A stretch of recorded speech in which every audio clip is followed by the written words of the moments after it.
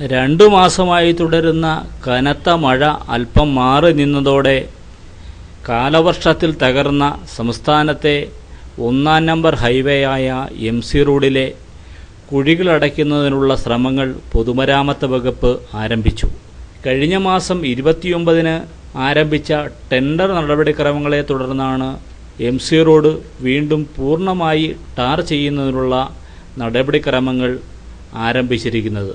Road പൂർണ്ണമായും tarring നടത്തുന്നതിനാണ് കരാർ നൽകിയിട്ടുള്ളതെങ്കിലും ഇത് 2 ആഴ്ച കഴിഞ്ഞ് മാത്രമേ ആരംഭിക്കൂ എന്നാണ് കരാറുകാരൻ അറിയിച്ചിരിക്കുന്നത്.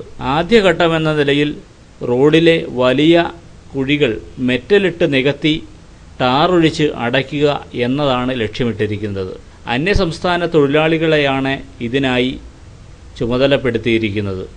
കോഴ ജില്ലാ കൃഷിത്തോട്ടത്തിൻ്റെ സമീപത്തുള്ള വട്ടൻകുഴി വളവിലാണ് കഴിഞ്ഞ ദിവസം റോഡിലെ കുഴിയടപ്പ് ആരംഭിച്ചിട്ടുള്ളത്.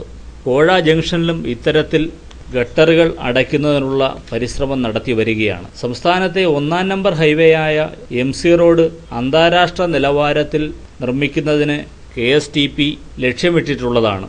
ഇതുമൂലം 4-5 വർഷമായി MC റോഡ് ടാർ ചെയ്യുന്നതിനു പകരം മെയിൻ്റനൻസ് വർക്കുകൾ മാത്രമാണ് നടന്നിട്ടുള്ളത്. ശബരിമല സീസണ് മുന്നോടിയായി മാത്രമാണ് മിക്കപ്പോഴും ഇവ നടക്കുന്നത്. അടുത്ത മഴ സീസൺ കഴിയുന്നതോടെ റോഡ് വീണ്ടും കുളമാവും. കാലവർഷത്തിൽ റോഡ് തകർന്നതോടെ ഗട്ടറുകൾ ഒഴിവാക്കുന്നതിനിടയിൽ നിരവധി വാഹനാപകടങ്ങളാണ് കുറവിലങ്ങാട് നിന്നും സമീപ പ്രദേശങ്ങളിൽ നിന്നും റിപ്പോർട്ട് ചെയ്യപ്പെട്ടിട്ടുള്ളത്.